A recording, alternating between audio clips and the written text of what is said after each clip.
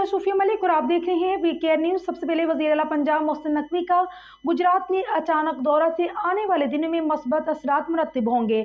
मज़ीद तफसीलात bureau chief Usman Tayyab की इस रिपोर्ट में। गुजरात के शहरी ने वज़ीर आला पंजाब के दौरा गुजरात के सबसे बड़े अस्पताल अजीज भट्टी शहीद अस्पताल में दौरा से सरकारी अदारों में खुलबली मच गई। दौरा के दौरान सहूलियात का फकदान, अद्वियात की अदम फ्राहमी, टेस्ट अस्पताल से बाहर से प्राइवेट अस्पतालों के लेबॉर्ट्री से करवाने और अस्पताल में सेहत और सफाई की महदूद सूरत हाल, बिस्तरों और पर्दों में खटमल की मौजूदगी से अजीज भट्टी शहीद अस्पताल के MS मगसी, DMS समेत तमाम डॉक्टर्स, इंतजामिया और स्टाफ की कारकर्दगी पर सवालिया निशान उठ गए और थाना लड़ी अड्डा की भी नाकस कारकर्दगी सामने आई।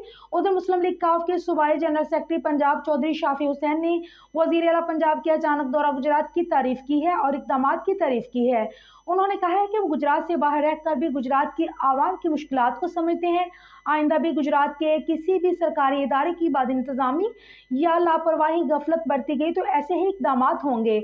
हम गुजरात के आवाम को कभी मायूस नहीं करेंगे और ना ही करप्ट अफसरान के रहमो करम पर छोड़ेंगे। उन्होंने कहा है कि गुजरात के आवाम के साथ हमारे बुजुर्गों का एक अटूट अंग का रिश्ता है। गुजरात के आवाम बिला झिझक सरकारी इदारों में अपने जायज़ कामों के लिए जाएं।